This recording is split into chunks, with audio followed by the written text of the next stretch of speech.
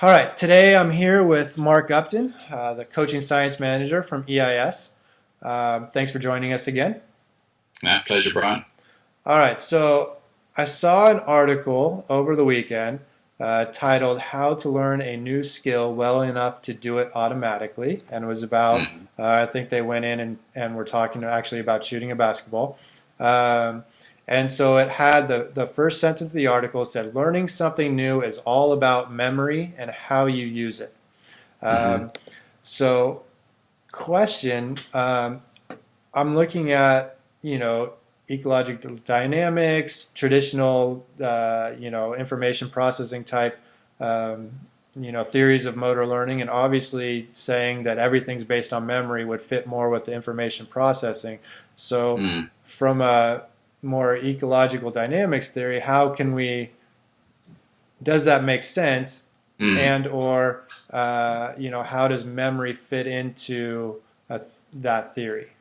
It definitely memory obviously still it plays a influences or constraints, and I guess I'll talk a bit more about constraints in a Okay. bit. But I guess in those traditional views is skill and I guess behaviour is all stored in memory as a really simple explanation, and or sometimes I guess it's looked at as declarative or procedural memory. So particularly procedural memory, or sometimes called procedural knowledge, where how to do something. Right. So it's all stored there, and it's sort of this serial processing fashion, if you like. Then how that gets called up is there's a queue, and then in the environment, which is just the same as if you're a computer. If I press a key on the keyboard or click a button on the mouse, that's like a cue to pull up something, to extract then that skill from the memory, from the computer memory, from your memory in the mind, so called, and then obviously execute that physically. So sort of that serial processing fashion, input, process, or retrieve the memory and output. So I guess that's been questioned, and certainly in an ecological dynamics approach, is memory certainly still constrains, but skill and behaviour in the moment is said to be more emergent between the person and the environment, and it's the interaction between those two things. So skill is neither purely in the person, or it's not to say there's nothing that's stored either, or nothing that influences how you react in environment. So it's also not more. So if you go back in psychology, there's some of the behaviorism. Right. So Pavlov's dog idea, where it's stimulus response, and you're completely passive. You still bring something to it. The environment brings a lot in terms of the context and the information's available. It's the interaction of those two things is where the skill or behaviour emerges from. All right. So along those lines, since the environment becomes such an important part, um, in the traditional theories, information processing theories, the idea we practice, and the more we practice, then the better our memory of that Yeah, task or that skill becomes. yeah. Um, in the ecological dynamics, then how does practice still affect that memory, or how does it Mm-hmm. change the way that we think about practice and then skill acquisition in terms of the memory or Mm. I think it really places a so in that view, I guess of traditionally, is it's very much just focused on the movement bit of the right, equation, if you like, whereas ecological dynamics talks a lot about information movement or perception and action coupling, and it really is that coupling that is the important bit, is the skill, and that information plays such a large role in tuning the movement, if you like, either on a really broad scale in terms of actually selecting, do I pass or shoot, right. or on that finer scale about some of the temporal and spatial coordination dynamics of actually, do I shoot it higher over a defender, flatter, those sort of things. So it really places a lot more emphasis on information and movement being coupled. So learned, how you learn, the context you learn that skill in, again, to it is really important, I guess, for what does transfer. And our questions whether learning, for example, a skill unopposed, where really it's a very static setting and the information is not really changing, how well will that transfer to a situation where you've got to deal with a defender, and actually at either a really small level or more gross level, your coordination and movement will be affected by that defender. So you may not adapt so well if you've become too rigid by practicing a lot in isolation from the information that's going to be available in a match. All right, so now to take it a little bit more towards practitioners, again, the practitioners, coaches, players will typically, still believe, well, I have to practice, in unopposed practice because that's how I learn the skill before I can try to make a decision or combine it, combine the perception and the action. I have to master the action Yeah. first separately by myself, and that's how we practice.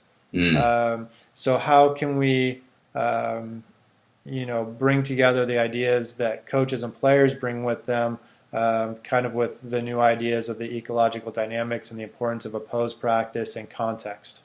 Yeah, I think what some of the research is showing is that when we've mentioned it in previous sections, is you never really repeat the same skill twice or in the same way twice. It's constantly changing, and that's what there's a lot of studies now. I'll just pull some out in my head. One looked at how you cross the ball in soccer when you've got a defender coming at you or coming out at you versus when you're unopposed, and things like your footfall distance and approach to the ball will be different when there's a defender, when there's not. Things like reactive agility versus change of direction. So if we lay out the cones and I know, okay, left around this one, right around that one, versus it's reactive, even if that's just a light stimulus, your coordination and your performance will be different. So it changes. So the context changes. So it's not to say there's no value at all, but actually what you're probably training in isolation may not actually happen as much as you think it will at that fine-grained level, which is obviously really important in skilled performance. It is those really small little subtle changes in a shooting technique or being able to adapt it that can make a big difference between an air ball and 3 points.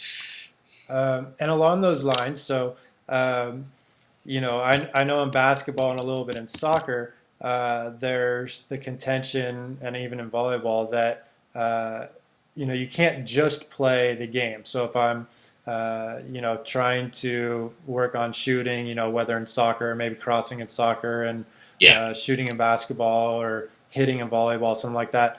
We can't just, as a coach, I can't just have them play games all the time. Yeah. They're not going to learn just by, I need to do these drills where I work on this specific, I need to work on exactly, shooting where the elbow is, and, hitting a volleyball, exactly where their feet are and how they bring their arm up, and, same thing, crossing the ball, how are they turning their hips, where are they pointing their foot, stuff like this. I need to work on these specific things.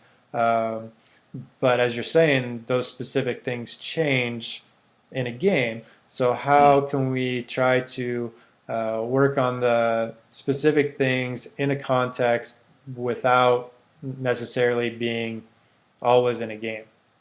Yeah. Well, I think that comes back into what we talked earlier about that repetition without repetition. So it's nothing. It doesn't always have to be in a game, and it doesn't necessarily always have to be a pose. But I think you still try again. That variability is important, and I think you're touching on there. The times this is where it comes back to so important for the coach to really be able to observe closely and understand. If it is more experienced athletes, what is that limiter that's holding them back? So they, you would know, Brian, say in basketball, there'll be a range, say, of technique that can be functional, but there may be certain things that once they fall outside, actually it's going to be hard to be consistently functional or successful on shooting that ball. And so we need to address that. Okay, but I think rather than just make those assumptions or just go straight to, well, we need to work on refining some technical aspects, it's almost like that's a last resort in a way. So I think it's, again, it's just a lot of really good critical thinking, observation as a coach. And then obviously the next step, if you think there is the need for that more technical change, again, rather than just trying to overlay what you think is the correct model, there's some reasonable evidence now that shows you actually need to inject a lot of variability to destabilize the current movement pattern if it's an ingrained one. So yeah, that's probably a whole topic on its own about technical refinement or change. All right, great.